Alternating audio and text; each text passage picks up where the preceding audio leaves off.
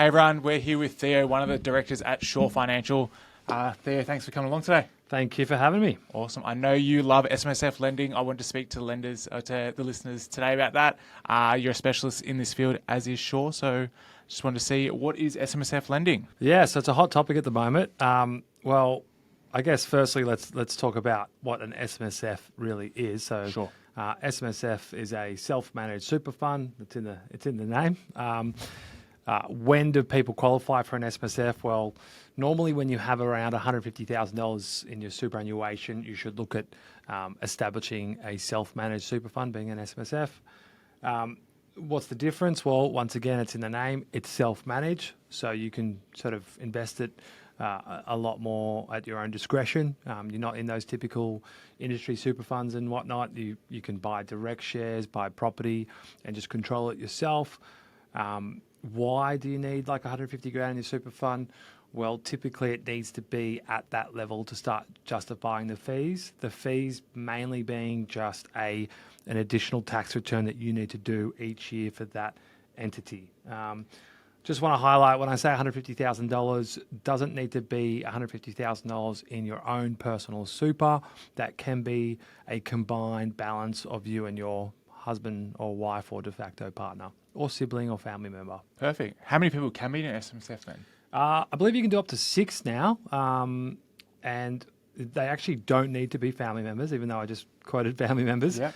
They can be friends. They can be anyone that is willing to combine their super with you. They don't need equivalent balances either. You can all have different balances and just own a different proportion of the self-managed super fund, and your contributions over time can be disproportionate as well, but the fund will balance that out each year. Good to know. I know we've seen a big uptick in SMSF lending at Shaw. What do you think is driving this? So I think people are starting to realise that their superannuation isn't really performing the best. So the ASX, for example, yes, right now we are at all-time highs, but all-time highs is mainly only an incremental amount above where it was just pre-GFC. The ASX is just under 8,000 points. I think it's 7,700. And, it hit almost 7,000 in 2007, just before the 08 GFC. So I think people are looking at other ways to create wealth, other ways to manage their money in super, and property is a hot topic because Australians live and breathe property. Perfect. Who can set up an SMSF then? So typically you want to ask your accountant to set up the SMSF, but a financial planner can as well.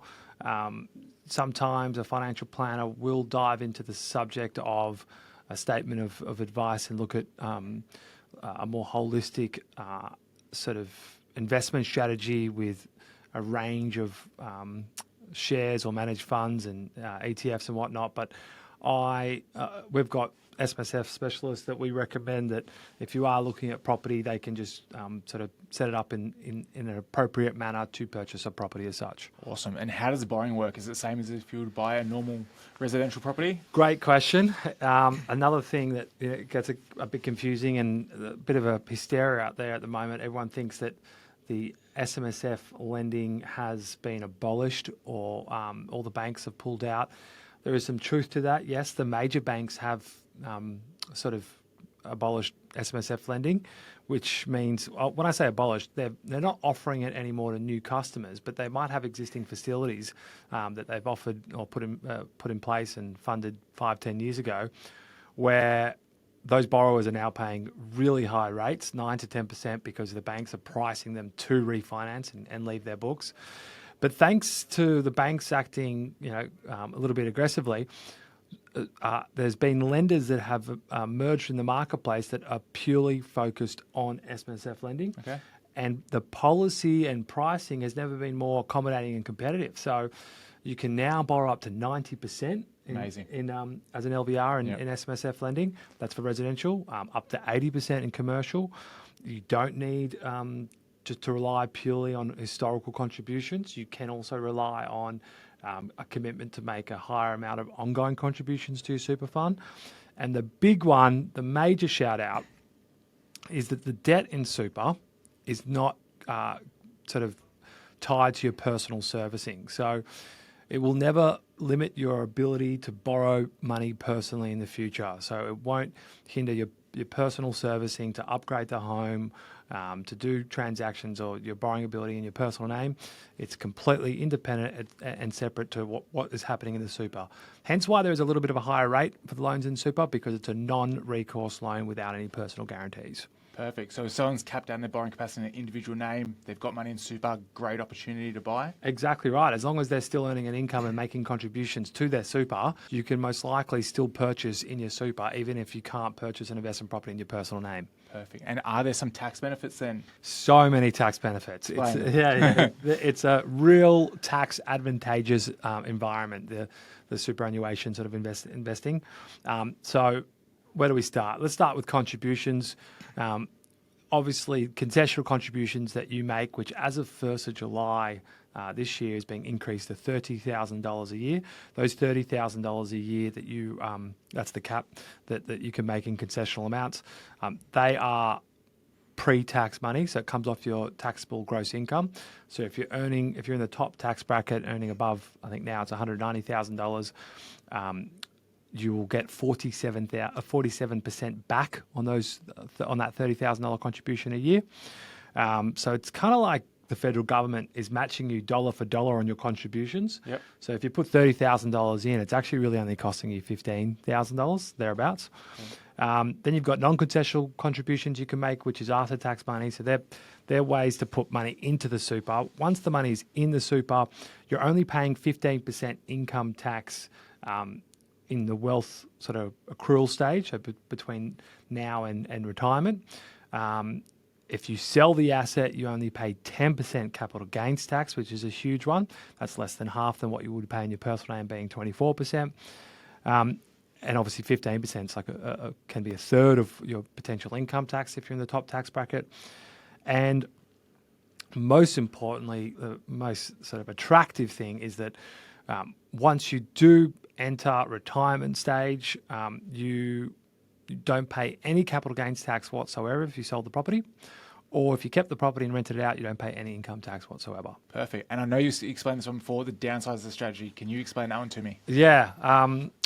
So just making sure I remember it correctly, but I believe... Put you on the spot, sorry. Yeah, no, that's right. If you're 55 years old, 55 years of age, I should say, and you've lived in your primary residence for 10 years, minimum 10 years sort of sentence you could say on the primary residence, then when you sell your primary residence at any point from the age of 55 onwards, you can put $300,000 of the sale proceeds into your superannuation tax-free.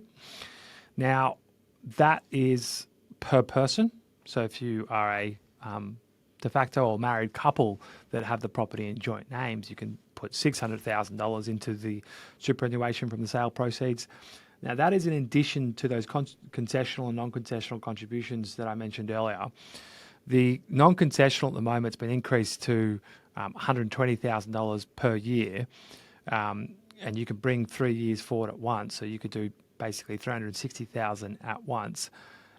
So you can actually, if you're approaching retirement and you're in your sort of mid-50s, you can put a significant lump sum of the sale proceeds of your primary residence into your super, potentially $1 million without tax implications, which is a huge win, and something that I think downsizers in particular need to think about, because downsizers, especially if you've been in the property market for 1 or 2 property cycles, maybe potentially 3 or 4 if you're in your 50s or 60s, you're probably sitting on a significant amount of equity, and it is extremely tax advantageous to put a chunk of that into your super. Okay, so it sounds like if you're a bit of a late bloomer, didn't put it into super earlier, especially those self-employed people I see sometimes haven't added, there's some good ways of doing it. Yeah, which is a lot of people are guilty of, right? They say that I know I was one of them. Yeah, there's a lot of people that don't have much money in super. Like there's barely any people with $1 million in super, and $1 million in super will give you an income of maybe $50,000 a year if you assume a 5% distribution. And $50,000 a year is quite tough to live off in Australia. So people need to be thinking long term about their superannuation. And to your point, in the last decade, there's been a big shift of self-employed contractors and self-employed practitioners as such. So people like ourselves, Yeah. independent contractors, the real estate industry, the mortgage broking industry, countless industries have moved to hiring independent contractors. That's what these WeWork and spaces and all these collaborative office environments are full of, which means that when you're a self-employed practitioner, it's at your own discretion to put money into super, and a lot of people haven't been putting their money into super because they've used it to live off. So definitely a topic that people need to bring some attention to. Perfect. So I guess what are some risks? People love kind of going through different kind of ASX compared to property. Maybe we can give a bit of a retirement strategy, kind of show the differences. Can you highlight that for me, Theo? Yeah, great question. I've got some data here, which will, for those listeners that are watching this sort of podcast online with a screen, we'll share this data live now. So once again, something that does get spoken about a lot at the moment is comparing, your superannuation you currently have, where it's invested, to alternatives. So we presented this. We had an investor night here at the office last week where we showed alternatives to investment strategies, not just for superannuation, but also investment strategies that people are making in their personal name or in trusts or whatnot. Typically, a lot of people, if we just focus on superannuation, a lot of people have their wealth, their superannuation put in a ASX type index fund. Now, going back to my point earlier, the ASX actually hasn't performed that well for the last decade or so, just because Australians, when they accrue wealth, tend to put their money into their primary residence and buy a home because bricks and mortar is, I guess, the Australian dream, and owning the roof over your head is the Australian dream. And there's a low supply of new housing and an ever-ending demand. What's happened to the ASX the last decade? So if we look at the average capital growth plus dividend yield inclusive, so overall return, growth plus yield. The ASX top 200, so the top 200 performing companies, have performed at just under 8%, 7.94%. So that's capital growth plus yield, distribution yield, dividends. Not that much, 8% a year. If we look at housing, Sydney houses, for example, is actually a bit less than that. If we just look at the capital growth, 7% on a house in Sydney for the last decade is just the capital growth. Other investment classes across the country are pretty similar. Houses in Melbourne, 6%, houses in Brisbane, 6%. But the big difference, if you compare an investment strategy, and we'll bring this next slide up now for all our listeners that are watching this online, the big difference compared to having your superannuation invested in shares compared to property is the power of leverage. When you have $1 invested in the share market, you're basically trying to get return on that $1. When you put that dollar into a property, you're generally going to gear that at anywhere from 70 to 80%. So you're getting $5 of property, let's say. So if we use, in this example here that you can see, $250,000 in your superannuation, if we use 250 as the investment example and we compare it on the ASX 200 or any of these residential asset classes geared at 80%, now I know 250 over, we're going to assume $1 million purchase, and that's not quite 80%, but we're allowing $50,000 to cover stamp duty and keep a little bit of a buffer in the offset account just for potential maintenance or repairs of the property. To my point, you've turned $250,000 invested in the share market into $1 million, I should say, invested into a property. So instead of getting 7.94% like you would on the ASX on 250,000, you're getting 7%, being the historical average of Sydney houses, on $1 million. Now, as you can see here, if you compound that over 10 years, that 250,000 in your superannuation that would have been earning 7.94% in the ASX is now worth 497,000. So it's basically doubled to 500,000, let's say. However, the $1 million you've invested in the property has turned into $1.8 million as a property value. That's still from your original 250,000. Now, I know some of you out there might be going, hey, that doesn't take into consideration the interest on the $800,000 loan.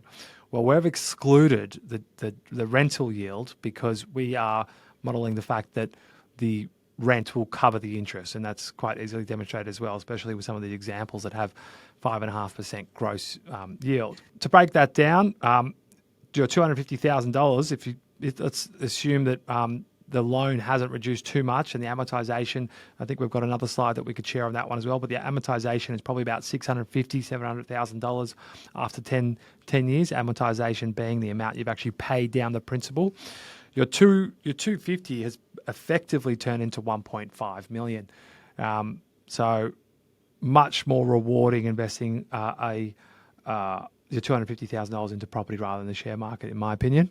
Perfect. Some really good examples there. You did mention an offset account. It's one question I wanted to ask. What is the benefit? Why do you want an offset account linked with the SMSF? Because I don't think it's typical sometimes. Yeah, really good point. So a lot of banks don't offer offset accounts against their SMSF lending product just because it's a little bit scrutinized so typically not typically, the government legislation prohibits the ability to borrow against the equity in your super fund to buy another property, meaning that as the rent pays down the loan, you can't redraw out of that loan and use those funds for later purposes. But if you had an offset account and you paid the money into the offset account as opposed to the redraw or paying down the loan, you can pull those funds back out. So that's extremely important because long term, if you accrue wealth in the property and you pay down the loan, you want to be able to keep those funds liquid to go again. If you don't, then unfortunately you're going to be forced to potentially sell that property to use those funds to diversify into other investment classes like shares potentially. That's not the end of the world if you are forced. I do believe that if we're talking this example, for example, so if you're 40 years old and you're looking at, an investment strategy for 20 plus years being when you're in retirement, after 10 years, if your $1 million property is worth 1.8 million and the loan is only the loan is only about, say, 600, then you probably do want to crystallize your profits there and pull out that, call it 1.2 million in equity to diversify into different investment classes. And if you're only paying 10% capital gains tax, it's not the end of the world. However, keeping your options open with an offset account gives you the flexibility to make that decision. Perfect. And then I see your little slide here for yield. So how does the rental yield work? You want to explain that to me, please? Yeah, so this is probably going back to that point about, whilst we said 7.94% is the return on your funds invested in the ASX for the last 2 years. That's your capital growth plus the distribution return. The 7% in housing is just capital growth. But in this example here that will show, you can either buy a property in Sydney at 80%, which would be slightly negatively geared, but your contributions to your super should make the difference. However, we also compare it with a positively geared investment in Brisbane, for example, where yields are slightly higher and we've done it at a lower LVR. So we've purchased for a lower amount and only purchased at 70% as opposed to 80%, so that the loan will pay down more aggressively and you don't need to worry about ongoing contributions to the superannuation to make a break even. I guess the question is, how does yield affect the decisions? So you do need to look at some markets and compare. And that's not where we come in as property experts. It's probably where you engage a buyer's agent. You do need to compare some markets like Sydney. If you bought a house, the yield is much less than other markets like potentially Brisbane or Perth. But normally you've got to weigh up yield versus capital growth. I like Sydney because you know that there's going to be consistent capital growth most years because of the short supply of housing and the never-ending demand, like I mentioned. And you could just find a balance where if you don't want to make contributions, if you don't want to make it negatively geared, you just need to purchase with a significant enough deposit so that the LVR is low enough for it to break even or be positive as such. I think it's worth just mentioning on that note, even if something is positively geared in your super fund, the good thing is that your contributions to that investment property can still somewhat have the advantages of a negatively geared structure, because if it's the concessional contributions that you're making to the super fund to pay off the loan, the concessional contributions are tax deductible anyway. So it's like a negatively geared structure because you're contributing to something that you're getting the benefit of a tax rebate to, but the property is paying itself off in a positively geared manner. Probably a little bit complex there, but that's a conversation for your accountant. Once again, this is just general advice. We're not licensed tax advisors, but I'm sure your accountant can clarify that structure for you. Perfect. Theo, I think we've been over a lot today. Is there anything I've missed, anything you want to highlight today that we haven't gone over through SMSFs that we think might be valuable to listeners today? No, I think that they're the main ones. Like I said, explore the topic. Just because you might only have, let's say, $50,000 to $100,000 in your superannuation, that doesn't mean that this topic is not relevant to you. You could. I'm sure most people out there we're seeing in our database have about $75,000 to $100,000 each in their super between de facto or married couples. That means you do qualify, and this is a subject that's relevant to you. And the sooner you make the decision, the more comfortable retirement planning will be. You're not banking on crazy growth in share markets or trying to do some get-rich-quick scheme like crypto or anything like that. You're just banking on the Australian housing market, which we know is a safe and secure long-term investment. Awesome. Thank you so much, Theo. How can people find out about us to explore SMSF lending then? Well, obviously, reach out to yourself. Your details are probably all over this little podcast right now. And we've launched a SMSF product now because we're so heavily focused on this space. Oceania Home Loans. It's the pioneer in SMSF lending. So if you want more information, reach out to Lockie and he can definitely explain more. And if you want to speak to an SMSF specialist about setting up the actual SMSF, once again, reach out to us and we can put you in touch with those experts. All right, Theo, thank you so much for your time today. Appreciate it. No worries. Thanks, Lockie, for having me.